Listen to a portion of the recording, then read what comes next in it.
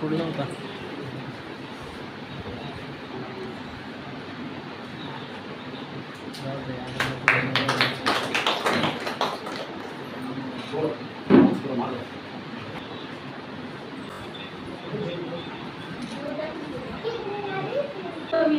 आज ही hospital 3 doctor आणि 7 nursing स्टाफवर चालतो.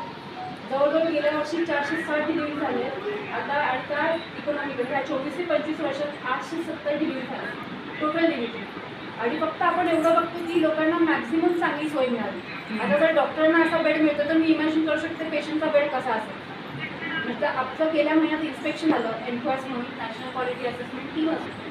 ती दर 6 महिन्याला किंवा वर्षाला तुमचे पूर्ण सोलापूर जिल्हा आपलं महाराष्ट्र राज्याचं इन्स्पेक्शन करतं. आणि दुःखद गोष्ट अशी आहे की आपलं महाराष्ट्र राज्य सगळ्यात मागे. आपली महाराष्ट्र राज्यातली एकही संस्था एनक्वायसला क्वालिफाय केलेली नाही.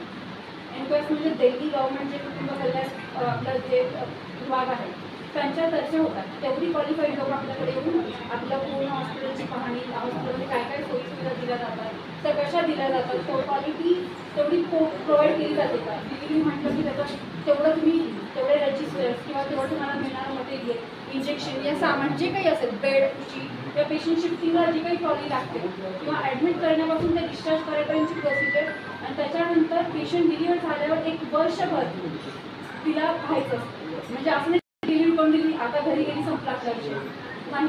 बाळाला जवळजवळ ते बाळ 1 वर्षाचं होईपर्यंत त्याला आपल्याला सगळी मदत गव्हर्नमेंटने फ्री ऑफ कॉस्ट प्रोव्हाइड करणं एवढी मोठी जबाबदारी गव्हर्नमेंट हॉस्पिटलला दिलेली. आणि त्या मानाने तुमचं इन्फ्रास्ट्रक्चर आणि ज्या मिळणाऱ्या गोष्टी अगदी एवढं आहे. काम एवढं आहे पण दिलेल्या गोष्टी एवढं आहे. मग त्याच्यात आपण एवढं काम करतो. म्हणजे विचार करा आपण किती कापूस मोजून काम करतो आणि किती वापरून जपून काम करतो. म्हणजे आम्हाला दिलेली गोष्ट 3 महिन्यात वापरायला लागते ती गोष्ट आम्ही वर्षभर कुठून वापरतो की वर्षभर काढायचं आपल्याला पुढचं बजेट येईपर्यंत. त्याच्यामुळे बेड सिस्टरनी भरपूर प्रयत्न केले त्याला कलर मारून त्याचा गंजलेलं काढायचा. आमच्या मामांनी स्वतःहून कर दिलेलं, चंचली मामा जे आहेत त्यांनी स्वतःहून ते बेड बाहेर काढून त्याला गंजलेल्या गोष्टी हे करून. पण शेवटी ते गंजलेलं तर गंजलेच राहतं. त्या आलेल्या इन्व्हिजिलेटरनी गादी पलटून पाहिली, त्या गादीतून स्पंज बाहेर येतो म्हणून आम्ही डिस्क्वालिफाय झाली. ते म्हटलं तुम्ही आपला सध्या आपली इन्स्टिट्यूट जिल्ह्यातली टॉपमोस्ट इन्स्टिट्यूट आहे 30 बेडच्या ह्याच्यामध्ये जिथे मॅक्झिमम सगळ्या सुविधा दिल्या जातात. पण आपलं इन्फ्रास्ट्रक्चर जर कुणाला दाखवायचं म्हटलं तर नको वाटतं. आम्ही त्या फोनमध्ये घेऊन येतो जो वॉर्ड चांगला आहे त्यामुळे म्हणून तुम्ही ह्या वॉर्डमध्ये बसलेले आहात की वॉर्ड स्वच्छ आहे. बाकीचे 2 वॉर्ड जसे रुटीन असतात तसे आहेत. तर मी तुमचं खूप आभार मानते. आणि अशाच प्रकारे तुम्ही जसं माझं हॉस्पिटल जसं मला इच्छा आहे की इथं काम करायची तसे असे बरेच डॉक्टर आहेत की ज्यांना खूप इच्छा असते गव्हर्नमेंटमध्ये काम करायची पण त्यांना कुठेतरी तेवढं मिळत नाही. इन्फ्रास्ट्रक्चर मिळत नाही, मॅन पॉवर मिळत नाही किंवा ज्या गोष्टी जेव्हा पाहिजे असतात तेव्हा मिळत नाही. आता हे माझ्या सगळ्या विजिट होऊन गेल्या. भले तुम्ही मला दिली मी खुश आहे याच्यात की आता माझी विजिट 1 वर्षांनी होऊ द्या किंवा 6 महिन्यांनी होऊ द्या. विजिटशी आता मला काही देणं घेणं नाही. पण माझ्या पेशंट्सना मी 100% सॅटिस्फाय करू शकतो. त्यांना मी 100% ते आता जेव्हा ह्या बेडवरती होती त्यांना खरंच खूप चांगलं वाटेल की बाबा डिलिव्हरी तर होतेच आहे पण त्याच्याबद्दल त्यांना त्यासोबत ह्युमनली वागवलं जातं.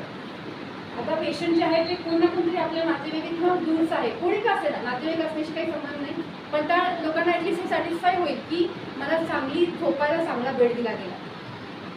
आपलेले आणि मॅडम सुद्धा विशेष आभार की त्यांनी सर्व एक कार्यक्रम ऑर्गनाईज केलेला आहे.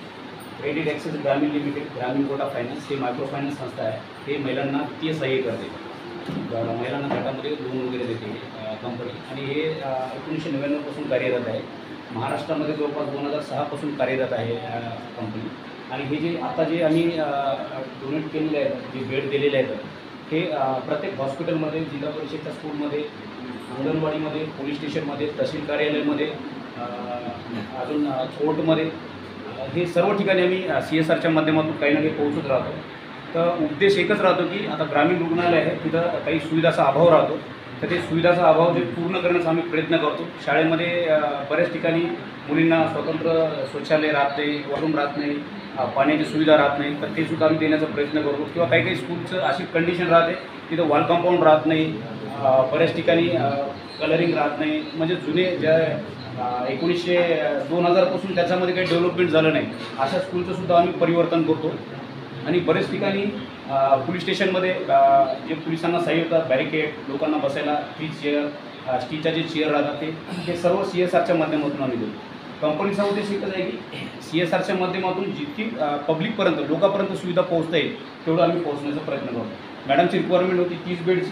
आता मॅडमने त्यांचं सर्व उल्लेख करून दिला की त्यांना ट्रस्ट नव्हता, कारण याच्या अगोदर आम्ही केलेले ॲम्ब्युलन्ससुद्धा दिलेले आहेत. आम्ही बुलढाण्याच्या हॉस्पिटलमध्ये, गव्हर्नमेंट हॉस्पिटलमध्ये ॲम्ब्युलन्ससुद्धा दिलेलं आहे. तिथं डिस्ट्रिक्ट कलेक्टरसुद्धा येऊन त्यांचं इनॉग्रेशन केलेलं आहे. आणि हेच नाही, इव्हन 10वी आणि 12वीमध्ये जे मुली उत्तीर्ण होतात आता जिल्हा परिषदच्या स्कूलमधून 90% अबोव्ह राहतात, त्यांना कंपनी दरवर्षी 10,000 रुपये स्कॉलरशिपसुद्धा देते. 12वीमध्ये जे विद्यार्थी मुली उत्तीर्ण होतात त्यांना 25,000 रुपये स्कॉलरशिप विथ एक लॅपटॉपसुद्धा देते. म्हणजे सर्व गोष्टी फक्त इथपर्यंतच मर्यादित नाही आहे, तर याच्या पुढे सुद्धा कंपनी सर्व गोष्टी करते. तर बरोबर. आणि मंगळवेढा एक अशी आहे की महात्मा बसवेश्वर यांची कर्मभूमी आहे 12व्या शतकामधून. कारण मंगळवेढाचा मी इथला नाही आहे प्रॉपर, पण नाव ऐकलेलं होतं. पण ते नाव ऐकलं होतं की महात्मा बसवेश्वराच्या चरित्रावर नाव ऐकलं होतं की 12व्या शतकामध्ये थोर समाज सुधारक महात्मा बसवेश्वर इथं वास्तव्य केले होते काही दिवस.